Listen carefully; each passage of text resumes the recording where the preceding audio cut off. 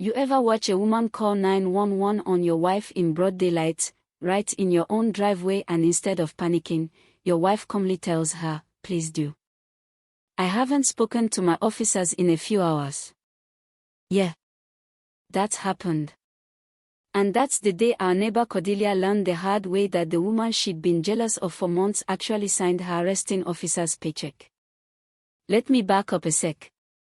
6 months ago, my wife Armenta and I moved into what we thought was our dream home in Willowbrook Heights. Perfect lawns, quiet neighbors, decent coffee within walking distance, but as it turns out, our neighbor wasn't so much welcoming as she was plotting.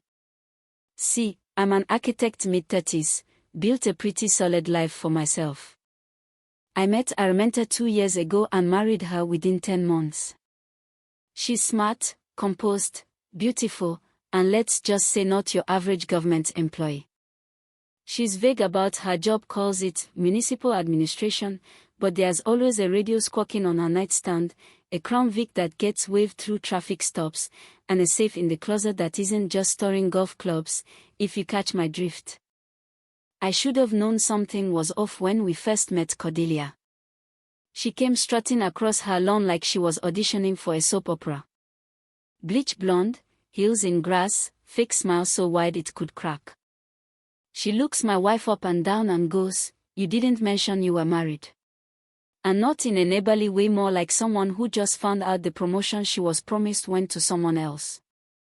Turns out, Cordelia had spent the last 3 years positioning herself to become the neighborhood's next trophy wife. She'd researched every eligible man who moved within 5 miles. Charity galas, wine tasting classes, endless hours of curated social media presence. It wasn't a hobby, it was a strategy. And when I moved in, I was the prize. An architect with a clean background and a mortgage approval.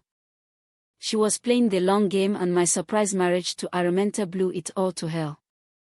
You could see it in her face. Months of yoga, networking, planning designer outfits wasted in one moment. That was the start of her war.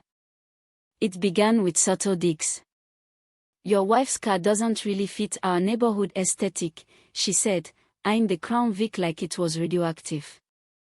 "We tried to project a more refined image here, luxury cars, that sort of thing." Armenta just smiled and asked if there was a written policy, or if vehicle taste was now part of HOA bylaws. Cordelia didn't love that. Then came the guidelines, literal printed binders of HOA rules with our mailbox highlighted, lawn measurements marked, and a post-it about excessive social gatherings. She even claimed Armenta's early morning jogs were too provocative for a family neighborhood. I mean, really. But Armenta didn't flinch. She just kept asking for documentation, appeal procedures, and chain of authority. Every question she asked made it clearer she wasn't some clueless housewife. She was used to rules, bureaucracy, and people trying to test her limits. Now here's where it gets wild. We hosted a backyard barbecue for our 1-year anniversary. 20 friends, soft jazz, ribs, lights out by 10. And still Cordelia called in a noise complaint. Officer Martinez showed up looking like he expected a kegger until he saw my wife. The second their eyes met, he straightened up like he'd been called to headquarters. "Ma'am," he said, removing his cap, "should I go through normal channels, or would you prefer protocol?"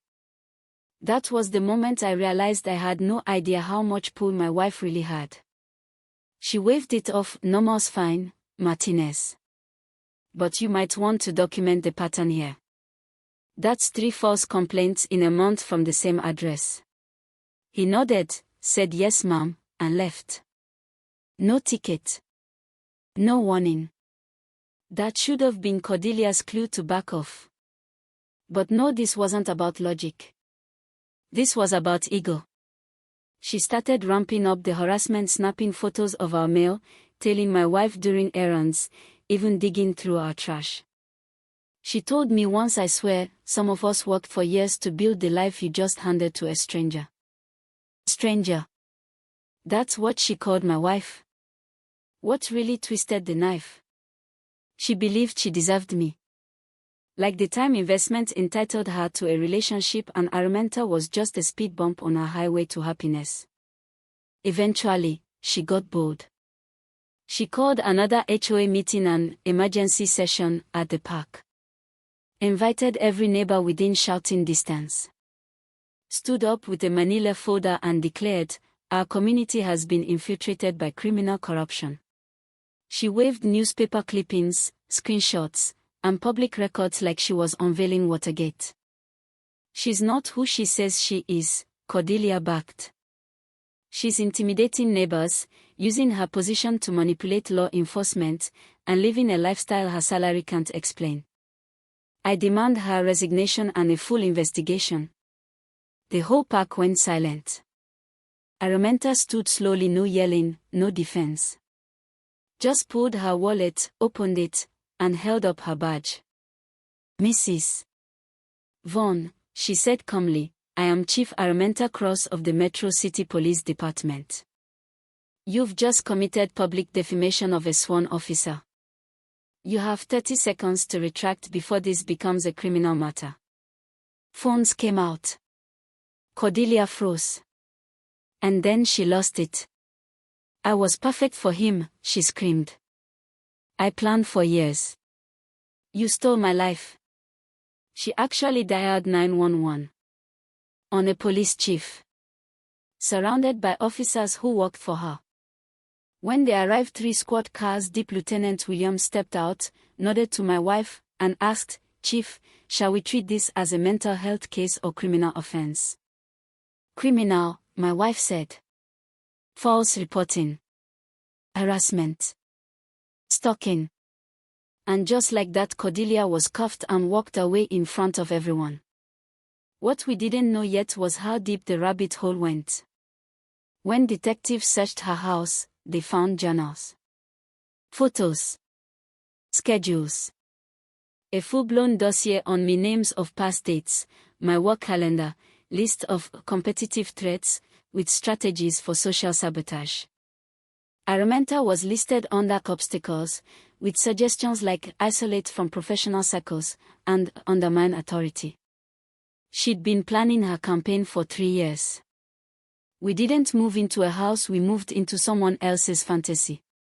Cordelia got 18 months, a restraining order, and her house went into foreclosure from legal fees. Our neighborhood. Well, crime dropped to 0. Property values spiked. Turns out when your police chief lives next door, people start following the speed limit. But even now I sometimes wonder, was Cordelia just delusional? Or did the world feed her this idea that being prepared means you deserve the outcome? You tell me, was she a villain or a victim of her own expectations? Drop your thoughts in the comments. I have a feeling this one's gonna spark some fire.